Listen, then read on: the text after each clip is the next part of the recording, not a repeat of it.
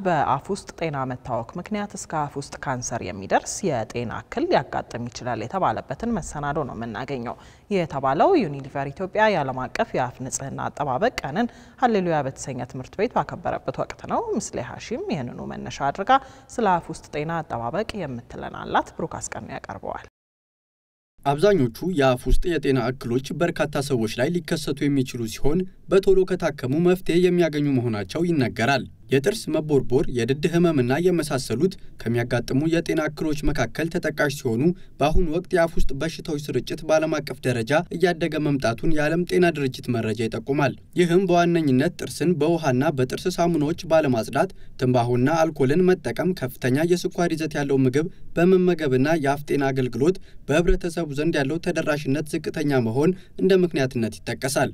ዓለም አቀፍ የአፍ ንጽህና አጠባበቅ ቀን በኢትዮጵያ ሲከበርም የተለያዩ የንጽህና መጠበቂያ ምርቶችን በማቅረብ የሚታወቀው ዩኒሊቨር ኢትዮጵያ በኢትዮጵያ በሚገኙ የተለያዩ ትምህርት ቤቶች በመዘዋወር የጥርስ ሳሙናን በመጠቀም ጥርስን በማጽዳት የአፍ ውስጥ ንጽህናን መጠበቅ እንደሚቻል የግንዛቤ ማስጨበጫ መርሃ ግብሮችን እያከናወነ ይገኛል። የዓለም አቀፍ የአፍ ጤና ቀን እያከበርን ነው። በትናንትናው ዕለት ከጤና ሚኒስቴር ከጥርስ ባለሙያዎች ማህበር ጋር በመሆን ጤና ሚኒስቴር ግቢ ውስጥ ነበር ፕሮግራሙን የጀመርነው።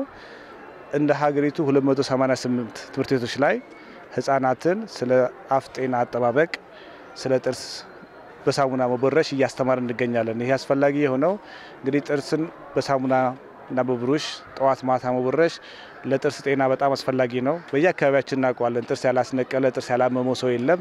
የሚወገድ በጣም በቀላል መፍትሄ ያለው ነገር ነው። ጥርስን በሳሙናና በብሩሽ ብቻ በአግባቡ መጠቀም ጥርሳችን ንጹህ፣ ጠንካራ፣ ቆንጆ የሚያምር ሆኖ እንዲቆይ ፈገግታችን፣ ውበታችን እንዲቀጥል የሚያደርግ ነውና ልጆች ደግሞ በዚህ እድሜያቸው የተለያየ ጣፋጭ የተለያየ ነገሮችን የሚቀምሱበት ጊዜ ስለሆነ ከዚህ ጊዜ ጀምሮ ግንዛቤውን ስናስጨብጥ ብዙ ከነሱ በፊት የነበረው ማህበረሰብ የገጠመው አይነት ችግር ሳይገጥማቸው የተሻለ ጥርስ ጠንካራ የሆነ ኖራቸው ይኖራሉ።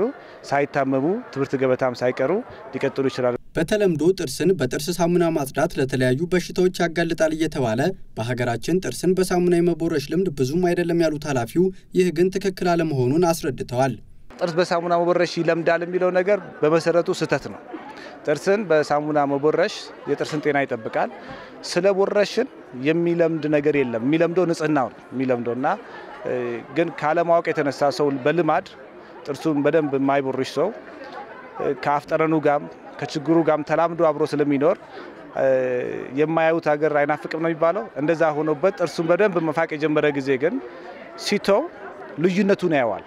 ለመደ ማለት ሳይሆን ልዩነቱ ነውና ከሰው ጋርም ስታወሪ ሊሆን ይችላል። ያፍጠረን ብዙ አስቸጋሪ ነው። ጥርስ ችግር ከገጠመ ፈገግታ ላይም ውበት ላይም ችግር ያመጣልና የሚለምደው ንጽህናው ነው። ንጽህናው ደግሞ ጥሩ ነው፣ ከብዙ አደጋ ይከላከላል። አብዛኛው ሰው ይለምድብኛል እያለ ብዙ ጥርሱን አስነቅሏል እየታመመ ከዛም የከፋ ብዙ ኢንፌክሽን ላይ ገጥሟልና ያም ማጥፋት ይቻላልና የሚለምድ ነገር የለም። ጥርስን አለማጽዳትና የአፍ ንጽህናን አለመጠበቅ ከጥርስ መቦርቦር እስከ አፍ ውስጥ ካንሰር ሊያጋጥም እንደሚችልም ሲነገር ሰምተናል። ጥርስን አለማጽዳት ወይም የአፍ ንጽህናን አለመጠበቅ እጅግ በጣም ብዙ ጉዳቶች አሉት። ያው የመጀመሪያውና ዋናው የጥርስ መቦርቦር ነው። ከጥርስ መቦርቦር ጋር ተያይዞ ብዙ ተያያዥ የድድ ህመም ይኖራል። እንዲሁም መጥፎ ያፍጠረን እነዚህን የመሳሰሉት ይኖራልና የአፍ ጤና አጠባበቅን አለመጠበቃችን በስነ ስርዓት መጠበቅ አለመቻላችን ይህንን ያስከትላል። ይህም ደግሞ ከአፍ አልፎ ሙሉ ጤንነታችንን ይጎዳል። የመጀመሪያው መጥፎ ያፍጠረን ካለን ኮንፊደንሳችን ከሰው ጋር የማውራት አቅማችንን ይቀንሳል። ከዛው በተጨማሪ ደግሞ ከአፍ ጤና አጠባበቅ ጋር ተያይዞ ሌሎች ውስጣዊ አካሎቻችን ጋር የተያያዘ ግንኙነት አለው። አፋችን የአፍ ጤና ለመጠበቅ ሌሎች አካሎቻችን ጋር ሌላ ጉዳት ስላለው በአፋችን ውስጥ የሚፈጠሩ ቁስሎች ይኖራሉ። ትናንሽ እንደዛ አይነት ነገሮች ይኖራሉ። እነዚህ እስካሁን የምናውቀው ዋና የሚያባብሱ ችግሮች አሉ። እነዚህም የአፍ ካንሰር የሚያባብሱ ነገሮች ሲጋራ ማጨስ፣ አልኮል መጠጣት እንዲሁም ሌሎች አፋችን ውስጥ የምንጠቀማቸው ነገሮች አሉ። እነዚህን ማዘውተር ለአፍ ካንሰር ያጋልጣል። የአፍ ካንሰር ያው እንደተባለው አፋችንን ጤና አጠባበቅ በስነ ስርዓት መጠበቅ ይኖርብናል።